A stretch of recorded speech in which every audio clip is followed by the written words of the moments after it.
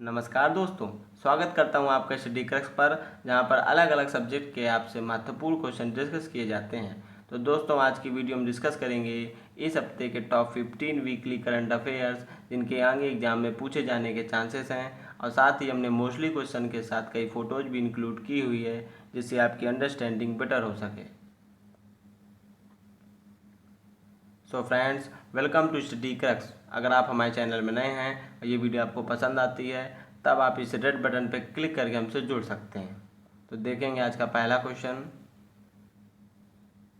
बाल श्रमिक विद्या योजना की शुरुआत किस राज्य ने की है? तो इसका राइट आंसर है ऑप्शन उत्तर प्रदेश। हाल ही में 12 जून को यानी कि बाल श्रमिक निषेध दिवस के मौके पर यूपी के मुख्यमंत्री योगी आदित्यनाथ ने बाल श्रमिक विद्या योजना की शुरुआत की है। इसके तहत प्रदेश के बाल मजदूरों को आर्थिक मदद मुहैया कराई जाएगी शिक्षा प्राप्ति के लिए। इसके तहत लड़कों को 1,000 रुपये और लड़कियों को 1,200 रुपये की मासिक मदद प्रदान की जाएगी। तो इसका यहाँ पे राइट आंसर होगा ऑप्शन ए, उत्तर प्रदेश। देखेंगे नेक्स्ट क्वेश्चन। कार्गो इंटरनेशनल के नए ब्रांड एम्बेसडर कौन बने हैं? कार्गो इंटरनेशनल दोस्तों, ये एक लुब्रिकेंट बनाने वाली कंपनी है। तो इसके भारत में अब नए ब्रांड एम्बेसडर बन गए हैं एक्टर सोनू सूद। तो इसका right answer option c, Sonu Sood. ये हैं सोनू सूद, जो भारत में अब कार्गो इंटरनेशनल के नए ब्रांड एम्बेसडर होंगे। और हाल ही में ये प्रवासी मजदूरों की मदद करके काफ़ी चर्चा में थे। देखेंगे नेक्स्ट क्वेश्चन। तमिलनाडु सरकार ने कोयम्बटूर शहर का नाम बदलकर क्या रखा है? तो इसका राइट आंसर है ऑप्शन ए, कोयम्पुतूर। हाल ही में तमिलनाडु सरकार ने लगभग 1018 जगहों या स्थानों के नाम में परिवर्तन कर दिया है। इसमें सर्वाधिक महत्वपूर्ण स्थान था कोयम्बटूर शहर, और इसका नाम बदलकर वहाँ की सरकार ने रख दिया है कोयम्पुतूर। तो ये आपको याद रखना है, ये आगे आने वाले एग्जामों के लिए एक बहुत ही इम्पोर्टेंट क्वेश्चन है। ये देख सकते हैं कुछ महत्वपूर्ण स्थानों के वर्तमान नाम और उनके पूर्व नाम। तो यहाँ पे हम तीसरा नंबर की बात कर रहे थे, ये कोयम्बटूर, जिसका नाम बदल के अब कर दिया है कोयम्पुतूर। और ये है मदुरै, जिसका नाम बदल के अब कर दिया है मथुरै। इस प्रकार आप इसका स्क्रीनशॉट ले सकते हैं। अब देखते हैं नेक्स्ट क्वेश्चन। जर्मी क्लीन नामक सैनिटाइजिंग चैम्बर किसने विकसित किया है? तो इसका right answer option a, DRDO. हाल ही में डीआरडीओ ने एक चैम्बर विकसित किया जिसका नाम है जर्मी क्लीन। इसके तहत पुलिसकर्मियों और सैनिकों की वर्दी को सैनिटाइज किया जाएगा, क्योंकि वो अधिकतर जो है अपरिचितों के संपर्क में रहते हैं, जिससे उनकी वर्दी पर कोरोना वायरस के आने की आशंका बनी रहती है। तो इस चैम्बर के तहत एक बार में 30 वर्दियों को सैनिटाइज किया जाता है। तो इसको विकसित कर लिया है डीआरडीओ ने। तो ये आपको याद रखना है दोस्तों। हाल ही में डीआरडीओ ने 3 उपकरण को विकसित किया है। उनके नाम डिस्कस कर लेते हैं, जो कि परीक्षा की दृष्टि से काफ़ी महत्वपूर्ण है। तो सबसे पहले डीआरडीओ ने एक उपकरण विकसित किया था जिसका नाम था अल्ट्रा स्वच्छ। इसके तहत इलेक्ट्रॉनिक उपकरणों को सैनिटाइज किया जाता था। दूसरी उपकरण विकसित किया था सुमेरु PACS। इसके तहत जो लोग PPE किट पहनते हैं, यानी कि पर्सनल प्रोटेक्टिव इक्विपमेंट पहनते हैं, उनको पसीने आने की बड़ी समस्या होती थी, क्योंकि उनका पूरा शरीर बंद हो जाता था, उन्हें पसीना बहुत आता था। तो इस उपकरण के प्रयोग से उनको स्वेटिंग बहुत कम होने लगती थी, पसीना बहुत कम आता था। और ये तीसरा उपकरण है जर्मी क्लीन, जिसके तहत पुलिसकर्मियों की वर्दियों को सैनिटाइज किया जाएगा। इसको भी विकसित किया है डीआरडीओ ने। यह डीआरडीओ का लोगो, जो कि भारत सरकार के रक्षा मंत्रालय के अंतर्गत काम करता है, और इसकी स्थापना हुई थी वर्ष 1958 में। इसका फुल फॉर्म क्या है? Defence research and development organisation. इसकी टैगलाइन क्या है? बलस्य मूलम विज्ञानम। देखेंगे नेक्स्ट क्वेश्चन। किस शहर के रेलवे स्टेशन ने रोबोट कैप्टन अर्जुन, यहाँ पे थोड़ी मिस्टेक हो गई है, कैप्टन अर्जुन लॉन्च किया है? तो इसका राइट आंसर है option B, Pune railway station, हाल ही में पुणे रेलवे स्टेशन ने एक रोबोट लॉन्च किया जिसका नाम है कैप्टन अर्जुन। ये रोबोट स्टेशन में आने वाली यात्रियों की तुरंत स्क्रीनिंग करता है और उनके पॉजिटिव और निगेटिव होने की खबर देता है। तो इसका right answer option B, Pune railway station. ये देख सकते हैं पुणे रेलवे स्टेशन का एक दृश्य जिसमें रोबोट कैप्टन अर्जुन एक यात्री की स्क्रीनिंग कर रहा है। देखेंगे नेक्स्ट क्वेश्चन, सिडबी के नए निदेशक कौन बने हैं? तो इसका right answer option b, Devendra Kumar Singh. हाल ही में देवेंद्र कुमार सिंह को सिडबी के नए निदेशक बनाया गया है। अब ये सिडबी क्या है? तो दोस्तों वर्ष 1990 में भारत सरकार ने लघु एवं मध्यम उद्योगों को विकसित करने की दृष्टि से सिडबी की स्थापना की थी और इसका हेडक्वार्टर है उत्तर प्रदेश की राजधानी लखनऊ में। और इसके हाल ही में नए निदेशक बन गए हैं देवेंद्र कुमार सिंह। ये हैं देवेंद्र कुमार सिंह। देखेंगे नेक्स्ट क्वेश्चन, अमेरिका के किस शहर में हनुमान जी की प्रतिमा स्थापित की गई है? तो इसका राइट आंसर है ऑप्शन डी, डेलावेयर। अमेरिका के डेलावेयर में हाल ही में 25 फुट की हनुमान जी की प्रतिमा स्थापित की गई है और इस मूर्ति को बनाने में और स्थापित करने में खर्च आया लगभग 78 लाख का और इस मूर्ति का वजन है 30,000 किलो। तो इतने फैक्ट आपको इस मूर्ति के बारे में याद रखने हैं। यह है वो मूर्ति जिसे अमेरिका के डेलावेयर में स्थापित किया गया है। देखेंगे नेक्स्ट क्वेश्चन, अमेरिकन सैन्य अकादमी से स्नातक की उपाधि पाने वाली पहली सिख महिला कौन बनी है? तो इसका राइट आंसर है option A, Anmol Narang. American सैन्य अकादमी से स्नातक की उपाधि पाने वाली पहली सिख महिला बन गई हैं। ये हैं अनमोल नारंग जो कि फर्स्ट ऑब्जर्वेंट बन गई हैं सिख महिला जो कि यूएस मिलिट्री एकेडमी से ग्रेजुएट हुई हैं।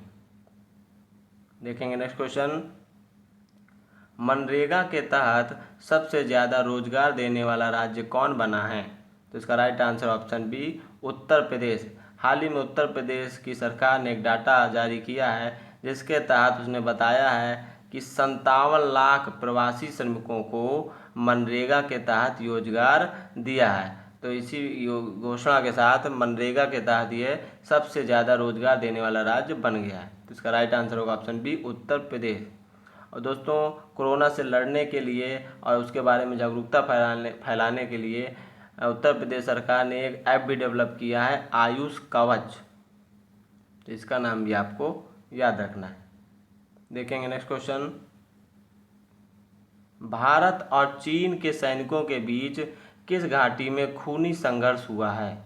तो इसका राइट आंसर है ऑप्शन डी, गलवान घाटी।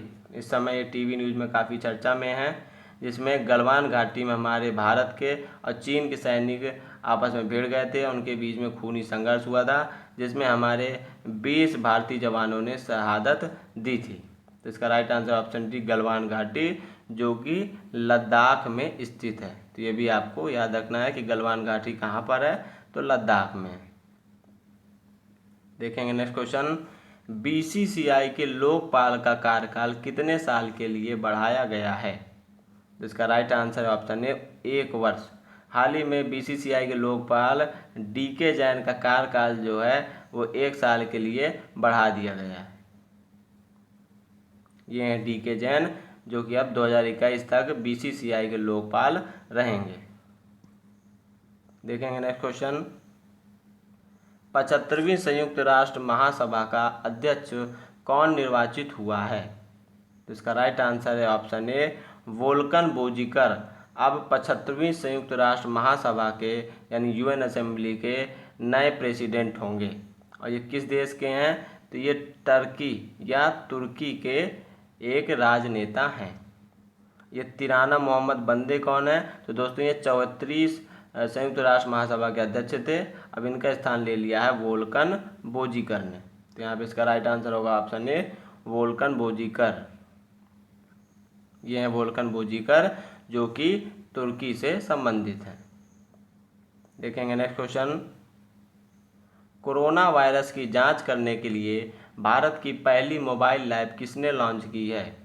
तो हाल ही में हमारे देश के स्वास्थ्य मंत्री और परिवार कल्याण मंत्री डॉक्टर हर्षवर्धन सिंह ने कोरोना वायरस की जांच करने के लिए भारत की पहली मोबाइल लैब लॉन्च की है।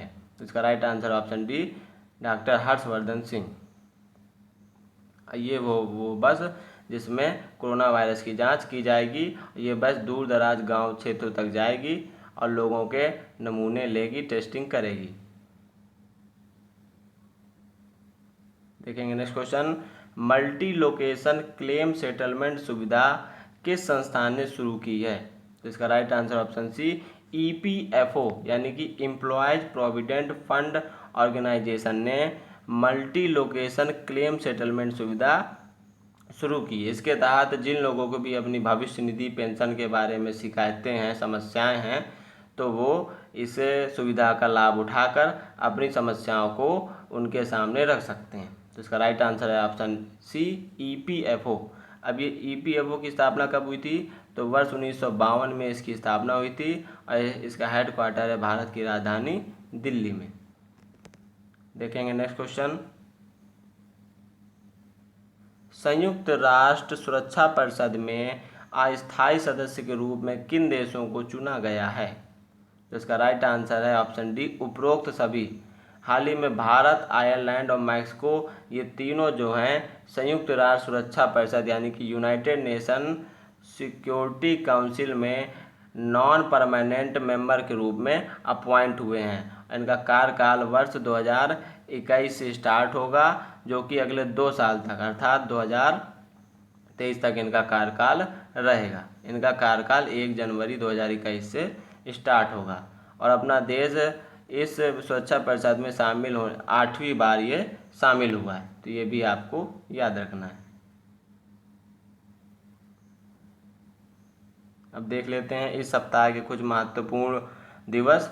तो हाल ही में हमने 15 जून को वैश्विक पवन दिवस मनाया था, जिससे हम युवाओं को और लोगों को पवन ऊर्जा के बारे में बता सकें, जागरूकता प्रदान कर सकें। और विश्व बुजुर्ग दुर्व्यवहार दिवस, क्योंकि कई बार जो है एल्डर्स के साथ मिसबिहेव किया जाता है, तो इस बारे में जागरूकता फैलाने के लिए 15 जून को विश्व बुजुर्ग दुर्व्यवहार दिवस भी मनाया जाता है। 18 जून को सस्टेनेबल गैस्ट्रोनॉमी डे सेलिब्रेट किया गया है। इसके तहत लोगों को पौष्टिक भोजन लेने की सलाह दी जाती है। ये गैस्ट्रोनॉमी माने होता है पौष्टिक भोजन बनाने की कला। इससे लोगों को यह बताया जाता है कि वो अपने जीवन में पौष्टिक भोजन को सम्मिलित करें, उनका ज़्यादा उपभोग करें। 19 जून को यौन हिंसा उन्मूलन दिवस मनाया गया है, क्योंकि कई बार जब भी हिंसा होती है तो वो हिंसा जो है यौन हिंसा का रूप धारण कर लेती है। तो यौन हिंसा को मिटाने के लिए, उसके बारे में जागरूकता फैलाने के लिए 19 जून को यौन हिंसा उन्मूलन दिवस मनाया जाता है। और 21 जून को अंतर्राष्ट्रीय योग दिवस मनाया गया है और इस बार ये 6वीं बार मनाया गया है। इस बार की योग दिवस की थीम क्या है? इस बार की थीम है yoga for health, yoga at home. तो ये भी आपको याद रखना है। तो आशा करते हैं दोस्तों आपको हमारा करेंट का सेशन पसंद आया होगा। अगर पसंद आया तो लाइक करें, वीडियो कैसी लगी ये बताने के लिए हमें कमेंट करें, फ्रेंड को एटलीस्ट अपने दोस्तों के साथ शेयर करें और इसी तरह की वीडियो पाने के लिए हमें सब्सक्राइब करें। Thank you.